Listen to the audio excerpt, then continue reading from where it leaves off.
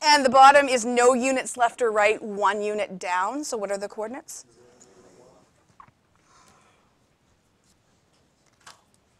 Still with me so far? And at the top of the circle, I'm going to write the key takeaway from today is for any point on the unit circle, the x value is always equal to the cos of x or theta or some kind of variable, and the y coordinate is equal to sine. And that's because the radius is 1, which makes the hypotenuse 1.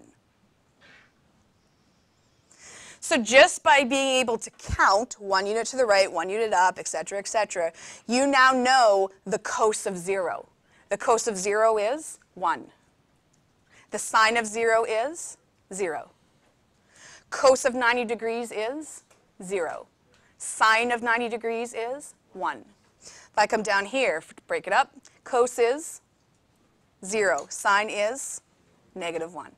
That's simply because it has a radius of 1.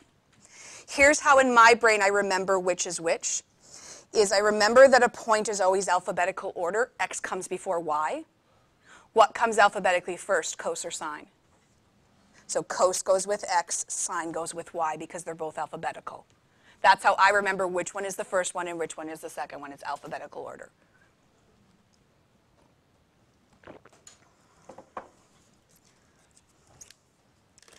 But wait!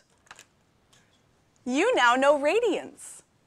So I'm going to grab a different color now to add in the radians. So eventually the coordinates will all be one color, the degrees will all be one color, the radians will all be one color. 0 degrees is how many radians? 0. Trick question. And 90 degrees is? Pi on 2. And 180 degrees is? Pi. Seriously, look at how much stuff you guys have learned in the last week. And the bottom of the circle is 3 pi on 2, so 1.5 pi. And way back over here, 0 is the same as 2 pi. So not only do you now know the sine and cos of the degrees, as you know the sine and cos of the angle, simply by looking at the coordinates. What is the cos of 2 pi? 1, because it's got to be the first coordinate. What is the sine of pi? 0, because it has to be the second coordinate. What's the cos of 3 pi on 2? Cos of 3 pi on 2. 0, because it has to be the first coordinate. What's the sine of pi on 2? 1. Has to be the second. Cos has first, sine is second. Where we're going with this, don't forget the whole point of this unit is to be able to solve what's called trigonometric equations. And what you're now going to be able to do is solve them without a calculator once you memorize these values. Yes? Oh, we're getting there. He's just kind of a little complicated. He has issues, so we're just leaving him till the end. Okay, I'm grabbing my second highlighter, and let's talk about the 45-degree family. So I'm going in the middle of the quadrant 1 and 3, and I'm going to highlight that line.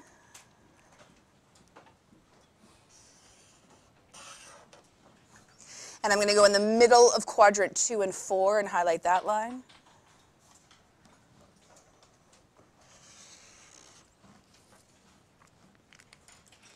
I feel like I did one darker than the other.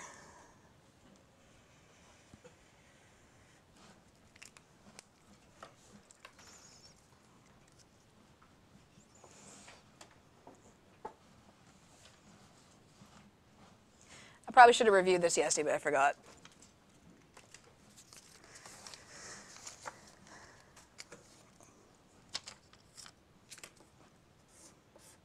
Quadrant 1, right? Quadrant 2, quadrant 3, and quadrant 4. And remember last year we talked about reference angles? And that had to do with those 2 values of sine that are positive and the 2 values of cos and all that casserole stuff and how your calculator's an idiot and it gives you the only one of the, remember all that? And so last year we looked at how to calculate an angle in quadrant 2 if you're given a reference angle. Anyone remember that? Anyone can remember? How do you calculate it over here if your calculator gives you this? That's the casserole, but not quite what I'm looking at. So if the calculator gives you, for example, theta equals 30, and you know it's supposed to be in quadrant 2, how do you calculate that? Yeah, so 180 minus theta r. Kind of remember that? And if the calculator gives you 30 and you need it in Q3, what was the little formula? 180 plus. And if calculator gives you 30 and you need it in quadrant 4, 360 minus theta r. Kind of remember that? Okay, so we're going to come back to that in a second. So we got our family. So we know this is 45 degrees because it's halfway in the first quadrant, so 90 divided by 2. And the reason we just reviewed this is because now we need it in quadrant 2. So if it's 45 here, what's it going to be over here? So 180 minus 45. What? 135.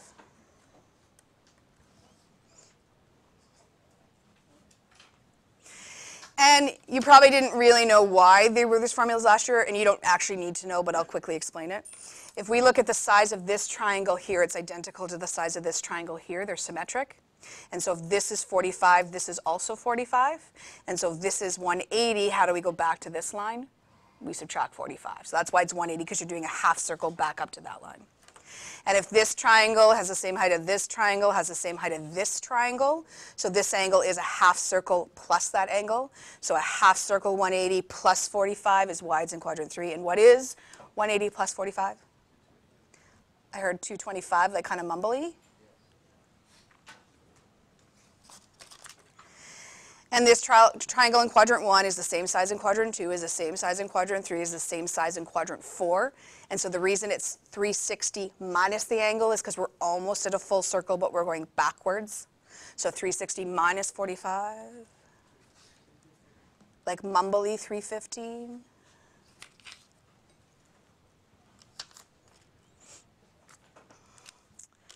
I'm going back to the color I used to do the coordinates. And the values at 45 are root 2 on 2 and root 2 on 2.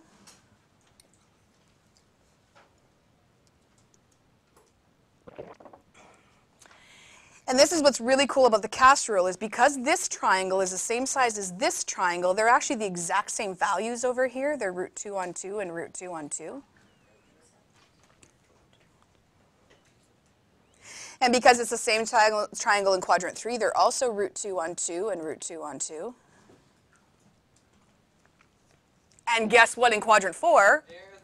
Oh my goodness, root 2 on 2 and root 2 on 2.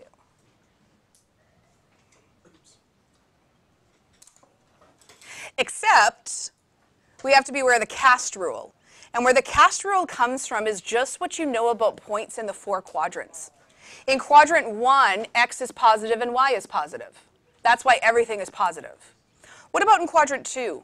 The x values are negative, but the y values are positive. That's why cos is negative and sine is positive. It's simply because it's a point in quadrant 2. I know the cast rule seems so fancy, it's really just where the point is. And what do you know about the x and y coordinates anywhere in quadrant 3? X is negative and y is negative, and that's why sine and cos are negative in quadrant 3. And any point in Q4, the x is, we're going to the right positive, but the y has to be negative, and that's why sine is negative in quadrant 4, but cos is positive. Kind of spoils the magic of the cast rule a little bit.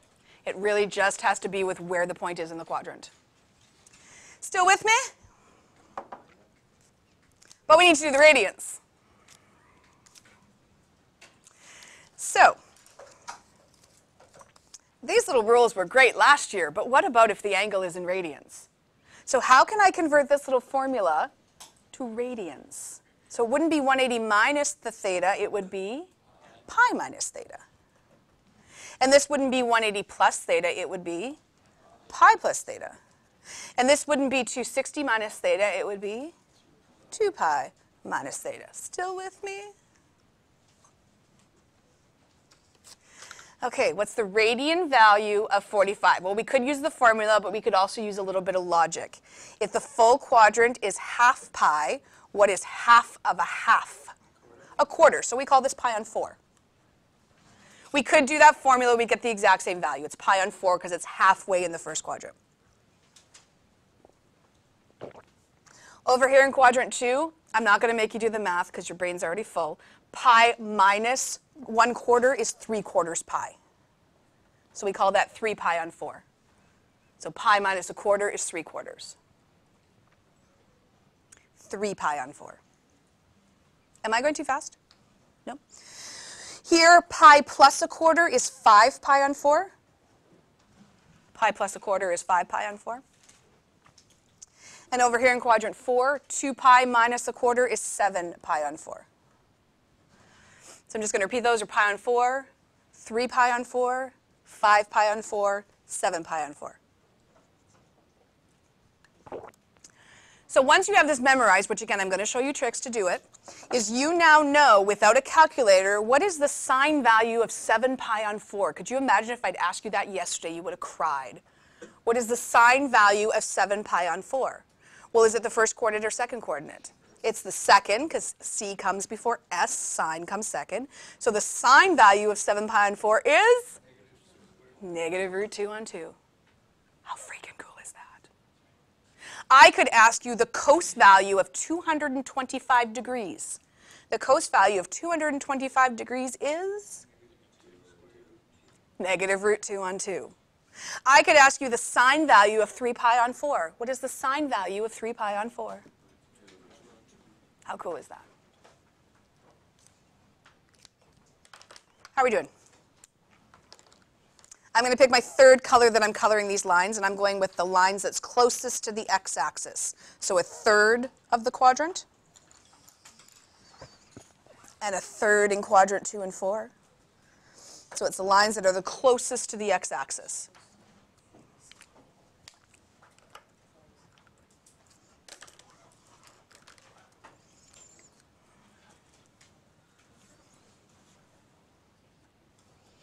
So we have talked about sine, cos, tan, we have talked about the circle, we have talked about the cast row, we have talked about the quadrants, we have taken everything you know about trig and we're suddenly bringing it all together.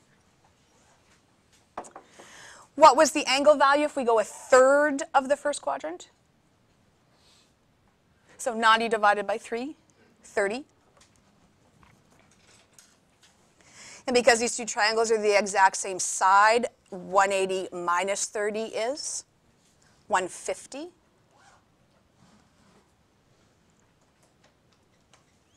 And in Q3, it's 180 plus 30,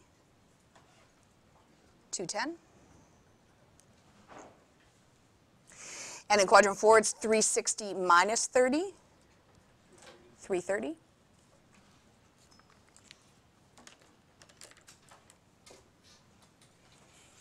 And I'm going back to my color that I'm using for the coordinates. Memorized last year, special triangle 30. The coordinates are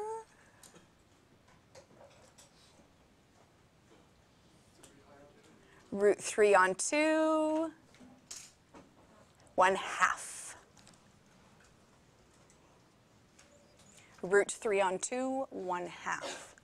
So following my family, my colored line over here in quadrant 2, there's still going to be root 3 on 2, 1/2, but what do you know about the positives and the negatives? So in quadrant 2, x is negative and y is positive. So it's going to follow this one, just change the values. Root 3 on 2, 1/2.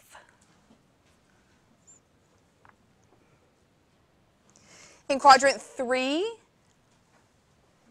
x is negative and y is negative. So it's negative root 3 on 2, negative 1/2. And over here in Q4, what's the signs, the negatives, positives? X is positive, y is negative, so root 3 on 2, negative 1/2.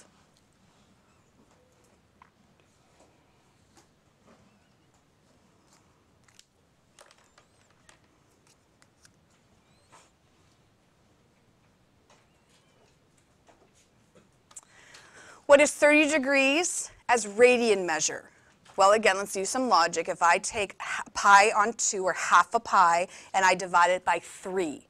So what's a half divided by 3? Pi on 6.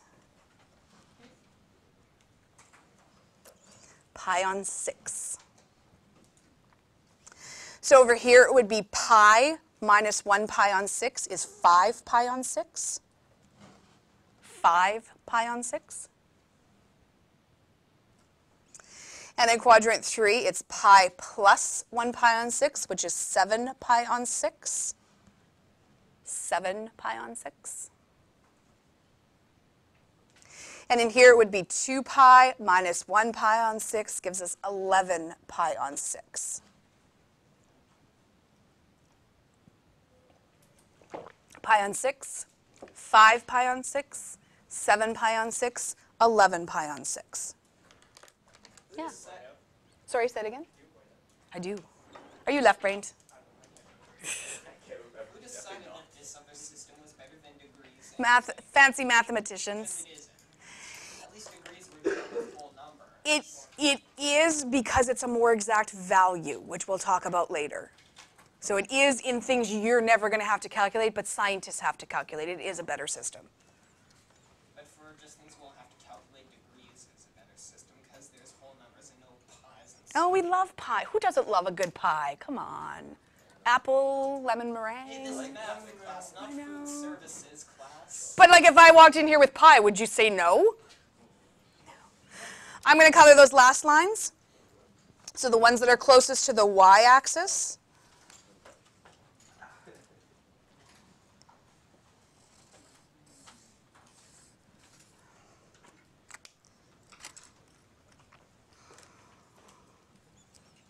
The ones that are closest to the y-axis.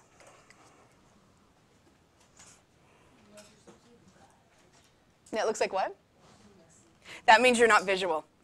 Visual people, we love this because if we didn't have the colors, we couldn't sort out all the lines. Okay. 2/3 of the first quadrant, or 30 times 2. 60 degrees. In quadrant 2, 180 minus 60. 120 with a yawn, thank you. Quadrant 3, 180 plus 60. And quadrant 4, 360 minus 60.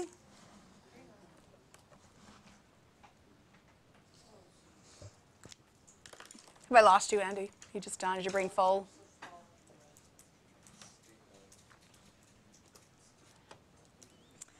Going to my pen that I use for the coordinates.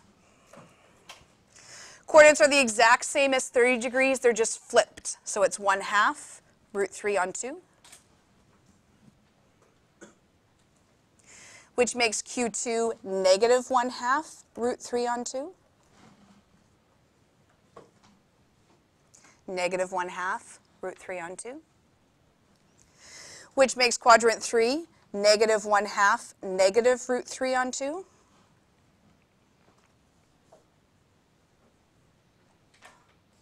Which makes this one 1/2 negative √3 on 2.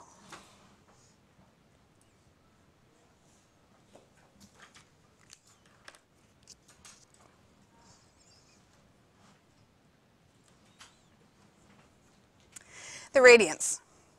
Okay, so either 2/3 of pi on 2 or double pi on 6. What's pi on 6 times 2? Pi on 3. Pi on 3. So we call these the families of pi on 3, pi on 4, pi on 6. Those are the three values in quadrant 1, pi on 3, pi on 4, pi on 6. Phone, why is your phone in your hand? I've not checked my phone. Over here in quadrant 2, it is 2 pi on 3. And again, that just comes from pi minus 1/3, has to leave 2/3. Here it is 4 pi on 3. 4 pi on 3. And in quadrant 4, it's 5 pi on 3. So pi on 3, 2 pi on 3, 4 pi on 3, 5 pi on 3. You need to memorize every single one of those degrees, every single one of those radians, and all of the coordinates.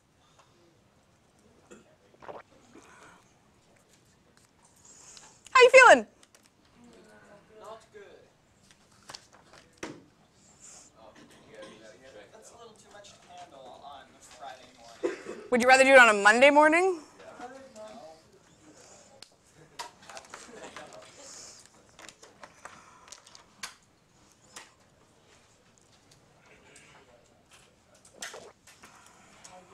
If you've never seen my desk while I'm teaching, just look at this.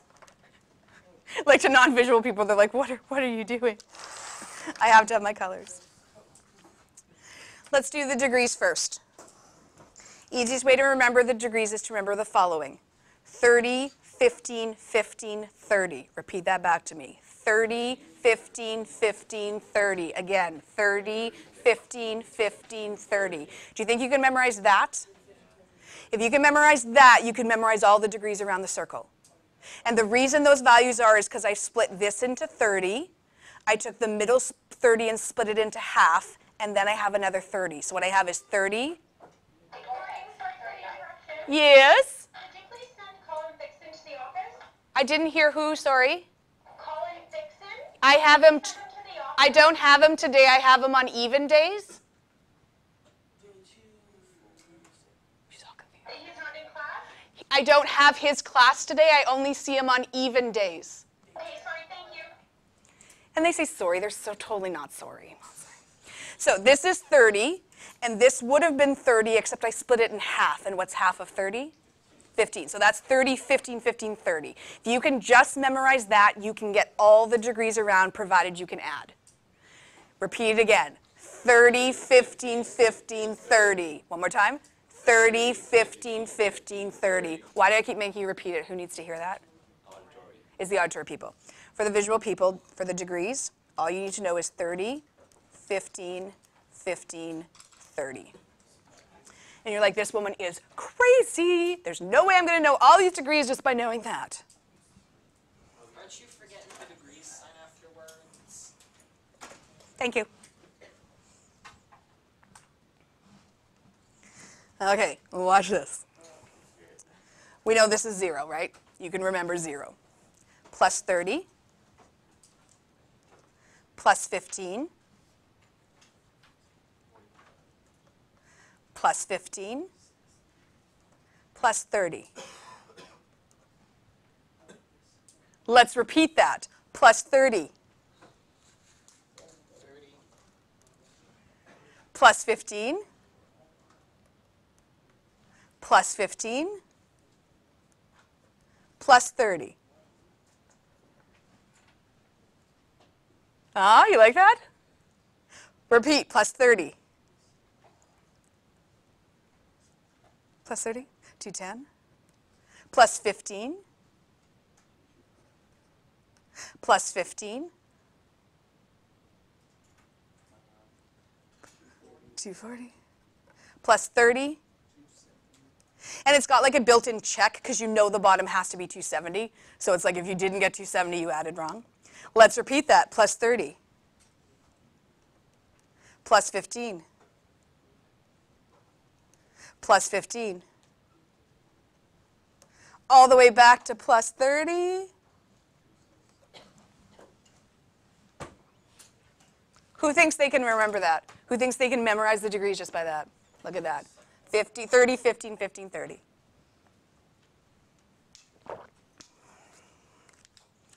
Let's tackle the radians.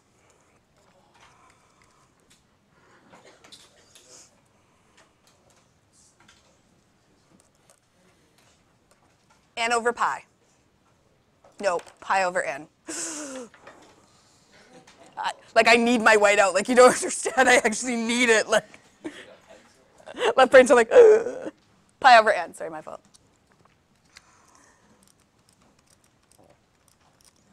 You should use a pencil. I know, but pencil doesn't show up as well, and then there's not different colors, and That's what pencil crayons are for.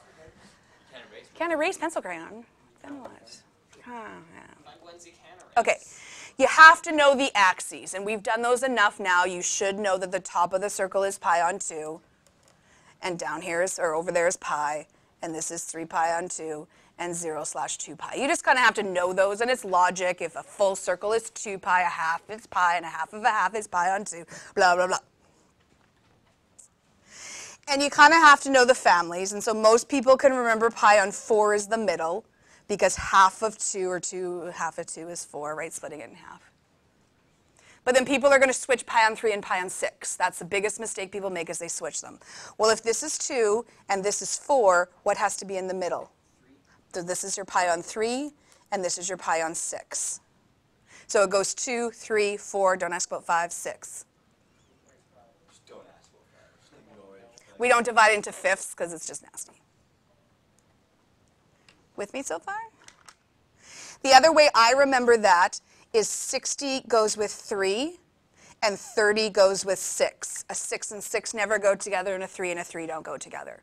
60 goes with 3 and 30 goes with 6. And that's simply because 180 divided by 3 is 60 and 180 divided by 6 is 30. So it's just from our little formula.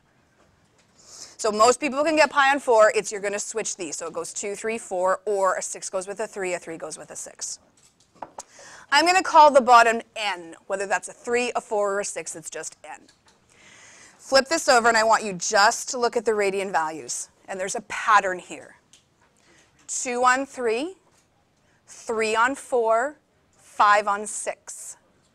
2, 3, 3, 4, 5, 6. What's the relationship between the top and the bottom?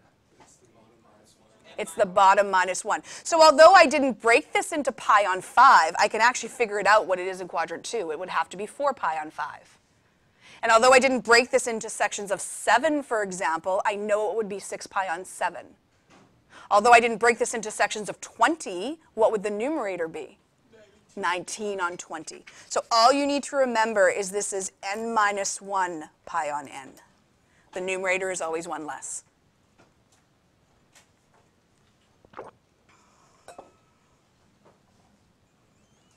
Numerator is always 1 less.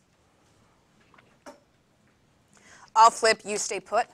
We're going to look at the same pattern in Q3. 7 on 6, 5 on 4, 4 on 3. What's the pattern between the numerator and the denominator?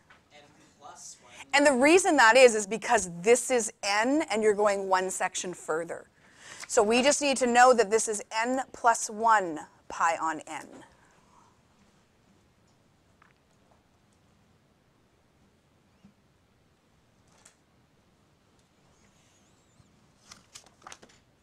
This one's a little bit trickier to figure out. 11 pi on 6, 7 pi on 4, 5 on 3. 11 on 6, 7 on 4, 5 on 3. You think you got it, Andrew? Yes. Yep, okay. N times 2 minus 2n minus 1. And that comes because this is 2 pi, and you're going one section back. So the numerator is 2n minus 1 pi on n. If you can just memorize those 4 little things, we can get all the radians all the way around the circle.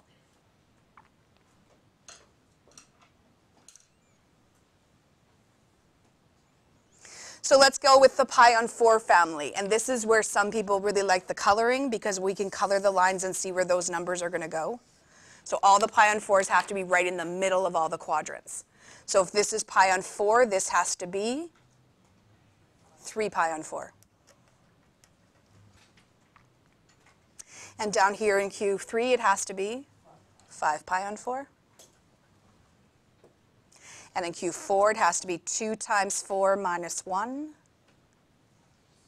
7 pi on 4.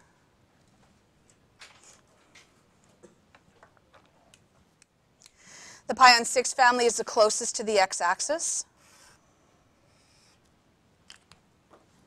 The pi on 6 family is closest to the x-axis. And so in Q on 2, the numerator is going to be 5 pi on 6. Down here, it's going to be 7 pi on 6. Oops, 6. And over here in Q4, it's going to be 2 times 6 minus 1, 2 times 6 minus 1, 11 pi on 6.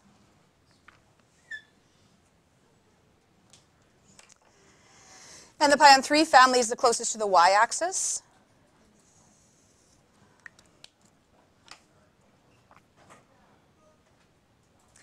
And so pi on 3 over here has to be a numerator of 2 pi on 3. And in Q3, it has to be, like, I want everyone to shout this out, like, everyone! 4 pi on 3. That was like 3 people, but thank you. Okay, I'm going to do 1, 2, 3, go. 1, 2, 3, go. 5 pi on 3. That made me so happy. So all you need to know is really these 4 little rules. If you can memorize those, then you can fill it in just by using them. We now know the degrees because it's 30, 15, 15, 30. We know the radians just by these 3 little rules for quadrant 2, 3, and 4. How are we doing so far? And it's just the bottom, 3, 4, 6, whatever it happens to be. And just the bottom.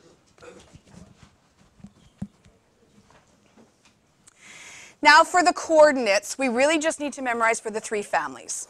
So we have the pi on 3 family, the pi on 4 family, and the pi on 6 family.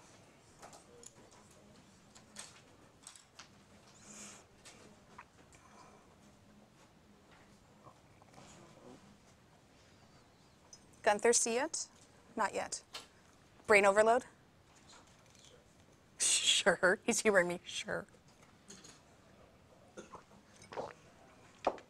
For some reason, people's brains tend to remember pi on 4. Because they're the same, root 2 on 2, root 2 on 2, most people don't have trouble with that. The trick that I remember is I say to myself, 2 plus 2 is? Or 2 times 2 is 4. So it's a natural link to 4. Where you're going to mix up are the other 2 because you know one is root 3 on 2 and you know one is 1/2. It's getting which goes with which. So if I take the number 1/2, if I add 1 plus 2, I get, so that has to go with pi on 3 because 1 plus 2 is 3.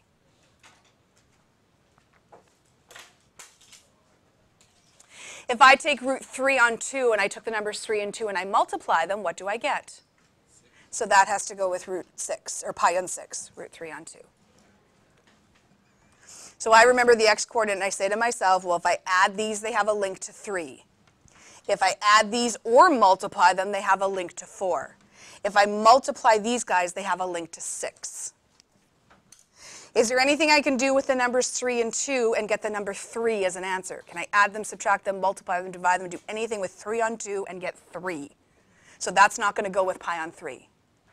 Is there anything I can do with the numbers 1 and 2, add them, subtract them, multiply, divide them, and get 6? So it's not going to go with pi on 6. That's how my brain does it. I link the x-coordinate. Well, if you know the x-coordinate, you know the y-coordinate. If this is 1/2, what does the other piece have to be? Root 3 on 2. And if this is root 3 on 2 down here, what does this one have to be? 1/2.